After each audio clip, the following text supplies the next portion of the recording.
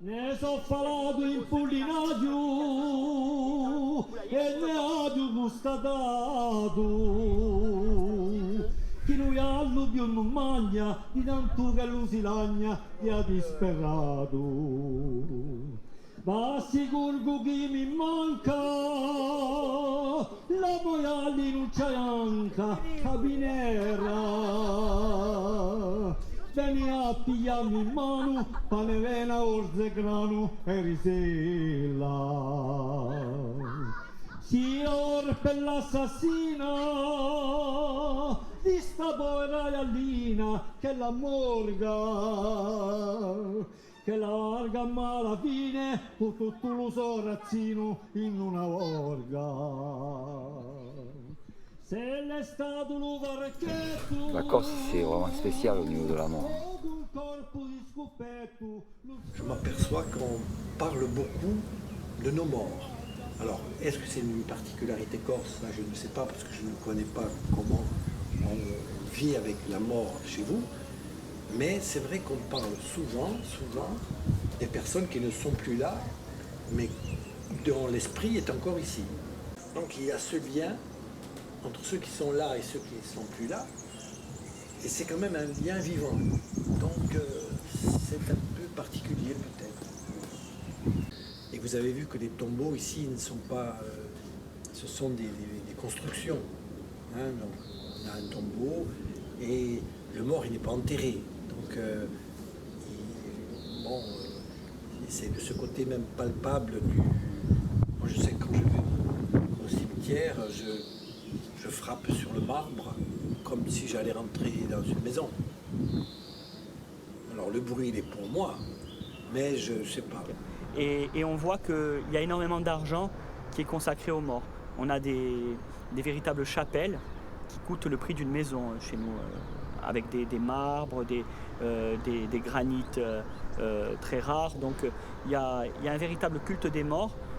Et dans la tradition corse, on a aussi, quand quelqu'un décède, on se doit, si on connaît la famille, d'aller présenter ses condoléances.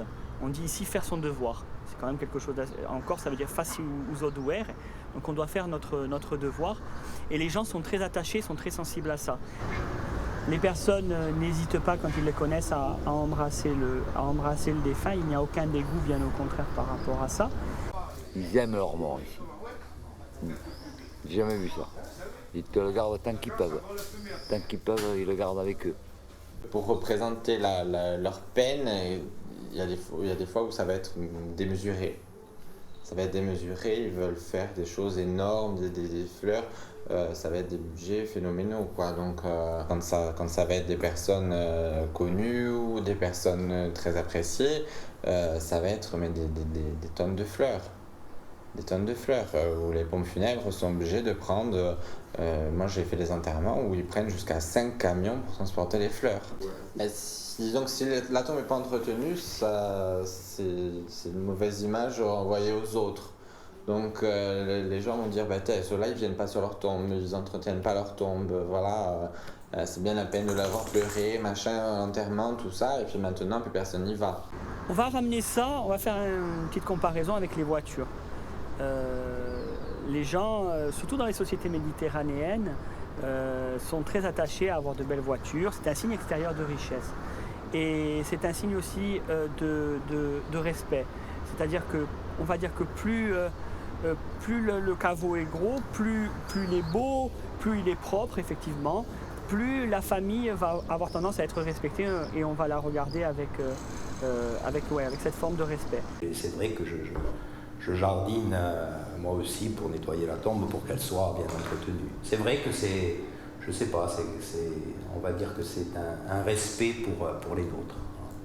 Vous n'allez pas à un mariage ou une fête, si on vous invite, c'est pas important. Mais si vous n'allez pas à un décès ou si vous êtes vraiment liés, dites c'est quelque chose qu'on ne supporte pas. Tout est passionnel. C'est ça qu'il faut prendre en compte. C'est-à-dire que tout est exacerbé, la moindre chose, la moindre parole, la moindre visite, n'importe quoi. La mort, il ne faut pas plaisanter ici parce que c'est vraiment dans l'âme Corse, tu vois. L'âme, c'est puissant. Ils aiment leur mort.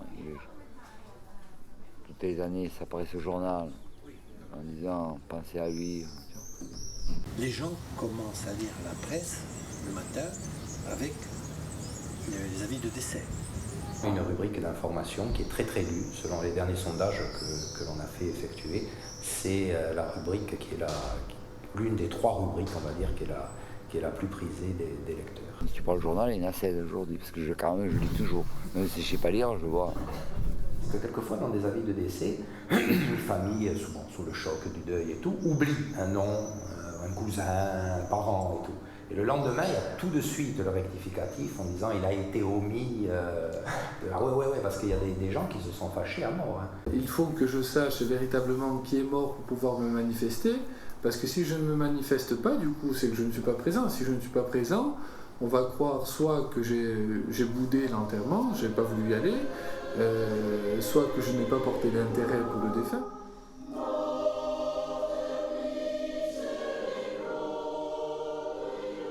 C'est vraiment dans les moments difficiles et dans la peine que l'on demande aux Corses de se réunir. Et les moments sont nombreux parce que notre actualité le prouve. On est quand même proportionnellement à notre population beaucoup touchée par la violence et par les morts violentes. Parce que des fois, quand ça va pas bien, ils se tuent entre eux. On se tue entre nous, quoi. Malheureusement, en Corse, qui est une île qui a une tradition assez violente, on retrouve chaque année entre 20 et 40 assassinats. Avant, ce qu'on appelait la vendetta, c'était une vendetta un peu, là aussi, traditionnelle. C'est-à-dire qu'il y avait un problème, un conflit dans une famille, on tuait quelqu'un et ensuite il y avait une vengeance.